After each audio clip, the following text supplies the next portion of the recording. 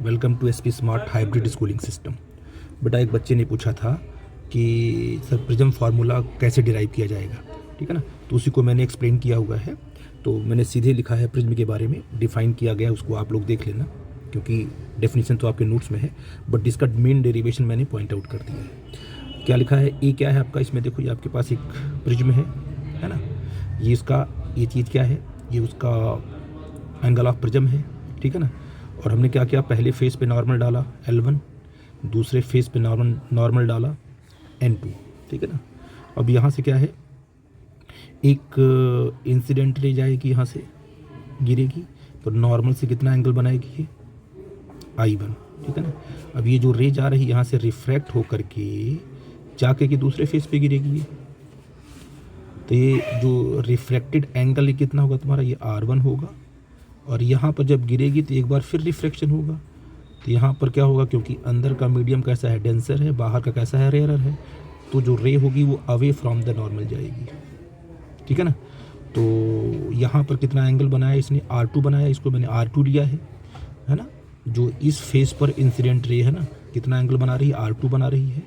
और जो रिफ्रैक्टेड रे नॉर्मल से बाहर की तरफ बना रही है उसे ई का मतलब एमरजेंट एंगल, ठीक है ना। ये मैंने एंगल के बारे में चर्चा कर ली, ठीक है। दोनों ही सरफेस से हमने क्या है, लाइट को पास करा दिया। अब वास्तव में लाइट को जाना था बिल्कुल स्ट्रेट लाइन, ऐसे अगर ये प्रिज्म नहीं होता तो ये लाइन बिल्कुल स्ट्रेट लाइन निकल जाती लाइट, लेकिन इस प्रिज्म के आने के बाद जो है फाइनल जो लाइट का जो डायरेक्शन है ये बना हुआ है ऐसे। तो अपने इनिशियल पाथ से लाइट कितने एंगल डेविएट कर गई, है ना। तो आप क्या करोगे, इस लाइट रे को जब इसको पीछे की तरफ एक्सटेंड करोगे, ये अपने इनिशियल पाथ को यहाँ कट करेगी T पॉइंट पर, और ये होगा तुम्हारा एंगल ऑफ डेविएशन। लाइट को जाना था इस डायरेक्शन में और लाइट यहाँ से पास हो गई, ठीक है बेटा जी। इसको बोलते हैं एंगल ऑफ डेविएशन। इसी को हमें कैलकुलेट करना है, ठीक है ना। हमने जो प्रिज्म के अंदर जो एंगल है R1 और R2 है ना, इस पर फोकस भी करना है, ध्यान देना, क्योंकि R1 R2 क्या है, प्रिज्म के अंदर बना हुआ एंगल है, ठीक है। तो हमने यहाँ पर A लिख दिया है, angle of prism, I1 angle of incidence, E क्या है, एंगल ऑफ एमरजेंट, और डेल्टा क्या है, एंगल ऑफ डेविएशन, कितना लाइट अपने पाथ से डेविएट हो गई है, ठीक। अच्छा, अब आप देखो ध्यान से, सारी इस पूरी ज्योमेट्री में देखो आप, ये जो ट्रायंगल आपका बना हुआ है ये MTPM, ये जो ट्रायंगल बना हुआ है, इस ट्रायंगल का एक्सटीरियर एंगल क्या है तुम्हारा, डेल्टा है। Delta is the exterior angle for this triangle. अब मुझे बताओ कि ये जो एंगल होगा तुम्हारा, ये जो एंगल होगा और इन दोनों एंगल का जो सम होगा वही तो डेल्टा होगा ना। अगर ये डेल्टा एक्सटीरियर एंगल, तो इसके सामने वाला ये ट्रायंगल और ये ट्रायंगल, इन दोनों का जो सम होगा ये आपका डेल्टा होगा। अब इन दोनों को हम कैसे कैलकुलेट करेंगे, क्योंकि बेटा जी देखो ध्यान से, ये पूरा का पूरा कितना एंगल है, I1 है,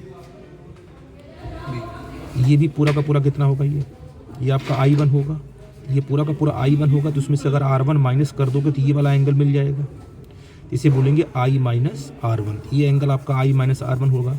अब इधर देखो, ये एंगल आपका E है, ये पूरा का पूरा एंगल कितना होगा, ये ऑल्टरनेट एंगल होगा ना, सामने सामने। ये अगर E है तो ये पूरा का पूरा E होगा, और ये कितना आपका R2 है। इस पूरे E में से क्या करेंगे, R2 को माइनस कर देंगे तो क्या मिल जाएगा तुमको, E माइनस R2। यानी ये जो एंगल है वो कितना है, I माइनस R1 है, ये कितना है, E माइनस R2 है। इन दोनों का सम कितना होगा, डेल्टा होगा। वही मैंने लिखा है from the figure, delta is the exterior angle, therefore delta is क्या होगा तुम्हारा, I minus R1 plus E minus R2, इन दोनों का सम। अब इनको मैंने ब्रैकेट कोड ओपन कर दिया, तो I प्लस E यहाँ लिख दिया, और इसमें माइनस I1, ये माइनस I2, माइनस कॉमन ले लिया, तो R1 प्लस R2 हो गया, ठीक है बेटा जी। ये डेल्टा की वैल्यू आ गई, ठीक। यहाँ पर हमने पॉइंट नंबर 1 लिख दिया, ठीक। अब मैंने कहा कि भाई इस फिगर में देखो, ये पूरा का पूरा ट्रायंगल देखो, इसे यहाँ से इसे बोलेंगे क्वाड्रिलेटरल, AMOP। ये पूरा का पूरा क्या है, क्वाड्रिलेटरल, इसमें 4 एंगल है, एक एंगल ये है, ये पूरा का पूरा एंगल एक है, पूरा का पूरा एंगल ये है, पूरा का पूरा एंगल ये, ठीक है ना। अब देखो ये जो है कि इस लाइन पर ये जो नॉर्मल कितना एंगल बना रहा है, 90 डिग्री, तो ये पूरा का पूरा कितना होगा तुम्हारा, 90 डिग्री होगा, ये 90 डिग्री होगा। ये भी कितना होगा तुम्हारा, पूरा 90 डिग्री होगा। ये और ये तो हो गए 90 डिग्री पॉइंट P पे जो बना हुआ है। इसके बाद A और O को दोनों को इन चारों को जब जोड़ दोगे ना, ऐड कर दोगे तो हो जाएगा 360। तो हमने एम ओ पी कितना हुआ तुम्हारा, बोलो जी, 360 डिग्री, जिसमें आपका जो एम एंगल है पूरा का पूरा, ये जो नॉर्मल से बना हुआ है, ये पी पूरा का पूरा कितना 90 डिग्री है, ये 90 प्लस 90 हो जाएगा तो 180 डिग्री।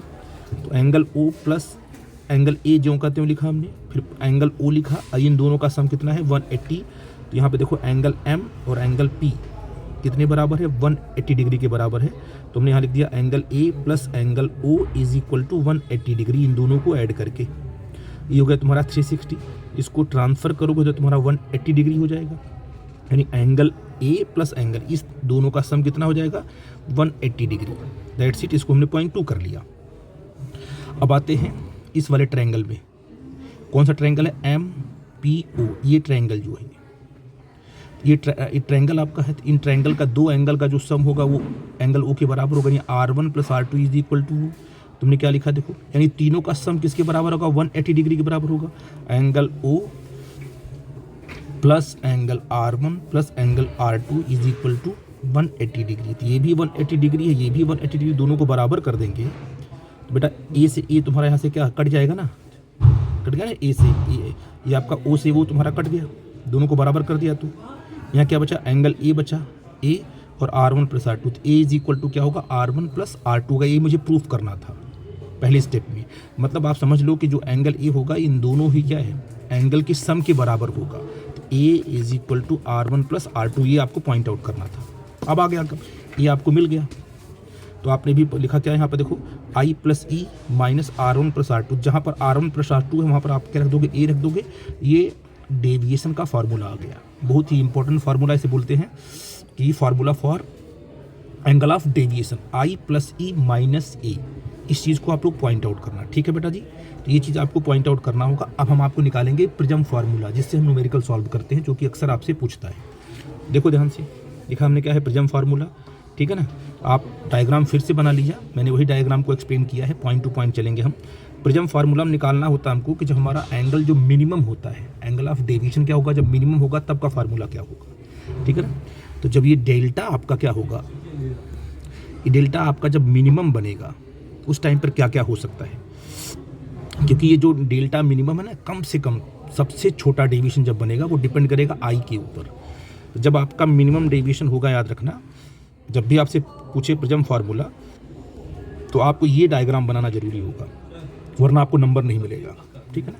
ये क्या डायग्राम है, इधर हमने डायग्राम बनाया, ये आपका डायग्राम है, इंसिडेंस एंगल इधर बढ़ेगा, ऊपर आपका डेविएशन बढ़ेगा, क्योंकि इंसिडेंस एंगल आई के साथ डेविएशन का हमने ग्राफ प्लॉट किया है।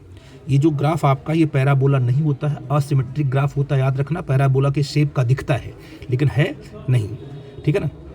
तो आप बनाना ऐसे ही, आपने बना दिया इस तरीके से। सबसे कम डेविएशन कहाँ हुआ, यहाँ पे हुआ, इसको बोलेंगे मिनिमम डेविएशन। अच्छा, मिनिमम डेविएशन पे क्या क्या होता है, याद रखना। मिनिमम डेविएशन पे जो इंसिडेंस एंगल है और जो एमरजेंट एंगल है, ये दोनों बराबर हो जाते हैं। पहली कंडीशन कि अगर मिनिमम डेविएशन निकालते हो तो आई इज इक्वल टू क्या हो जाएगा, ई, है ना। इंसिडेंस और एमरजेंस ये दोनों एंगल बराबर हो जाते हैं, और साथ में ये जो R1 और R2 भी क्या होता है आपका, इक्वल हो जाता है। तो R1 बराबर R2, ये मिनिमम डेविएशन की कंडीशन है, ठीक, बात समझ में आई। और मैक्सिमम पॉइंट यहाँ होगा, और एक पॉइंट देखो मैक्सिमम क्या है, 2 पॉइंट मिले, यहाँ भी मैक्सिमम डेविएशन होगा, यहाँ भी मैक्सिमम डेविएशन होगा। और जब मैक्सिमम डेविएशन होता है तो वहाँ पर एंगल कितना मिलता है हमको, 90 डिग्री। हालांकि इसकी बात अभी नहीं करनी है, हमें काम किस पे करना है, मिनिमम डेविएशन पर, ठीक है ना। तो at minimum deviation I is equal to क्या होता, पहला ई हो गया। अच्छा, एक और इम्पॉर्टेंट बात, जो इंसिडेंस एंगल यहाँ से जाएगी, जो इंसिडेंस लाइट जा रही है, जब प्रिज्म के अंदर जाएगी तो वो बिल्कुल बेस के होगी पैरेलल। जो बेस है ना, ये इस बेस के बिल्कुल क्या हो जाएगी, पैरेलल। तो मिनिमम डेविएशन के कंडीशन में क्या होगा, ये जो लाइट अंदर है ना प्रिज्म के, वो बेस के बिल्कुल हो जाएगी पैरेलल, याद रखना। और रिफ्रैक्टेड लाइट जब बाहर निकलेगी तो ये एंगल जो आपका ई है वो आई के बराबर होगा। तो पहली condition, refracted light inside prism parallel to the base of prism, पहली दूसरी कंडीशन हो गई। तीसरी आपकी R1 इक्वल टू R2 हो जाएगा। इन तीनों पॉइंट को लिखना बहुत ही जरूरी है। We know that A is equal to क्या होता है, R1 प्लस R2 होता है। और अब R1 और R2 दोनों बराबर हो गए, उसको हमने R मान लिया। ए इज इक्वल टू क्या हो जाएगा तुम्हारा 2r हो जाएगा, r प्लस आर, तो r कितना आएगा a/2 आ जाएगा। तो r को निकाल लिया मैंने अलग से। अब देखिए हमको पता है कि डेल्टा का फार्मूला क्या होता है, i प्लस ई माइनस ए, है कि नहीं बेटा जी। तो एट मिनिमम डेविएशन पे क्या होगा, अगर आपका डेविएशन मिनिमम है तो i इज इक्वल टू क्या होगा, e के बराबर होगा कि नहीं होगा।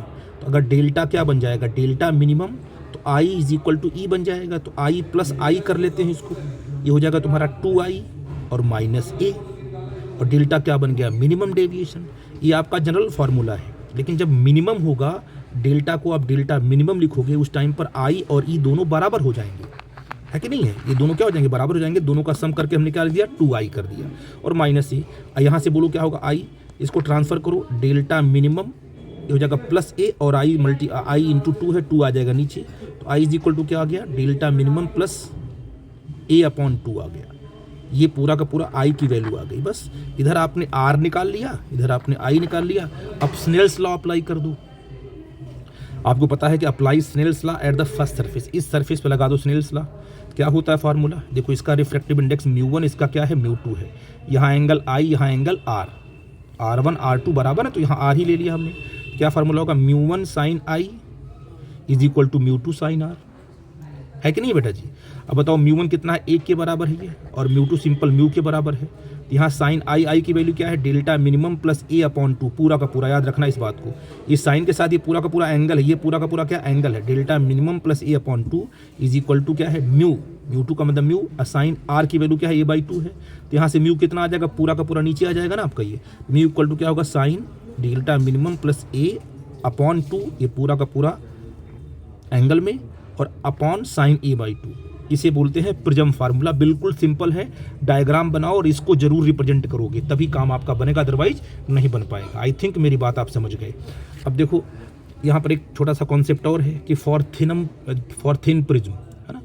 अगर आपके पास प्रिज्म आपका पतला है, बहुत ही थिन है, हम कहते हैं कि एंगल ए की वैल्यू क्या है, लेस देन 10 डिग्री होनी चाहिए, ठीक है ना। आई बात समझ में, या 10 के बराबर या 10 से कम, उससे बोलेंगे थिन प्रिज्म। तो अगर थिन प्रिज्म है तो I और R भी बहुत छोटे होंगे। तो यहाँ पर स्नेल्स लॉ अप्लाई करो, μ1 sine I is equal to μ2 sine R। तो क्या हो जाएगा, μ2 upon μ1 sine I upon sine R।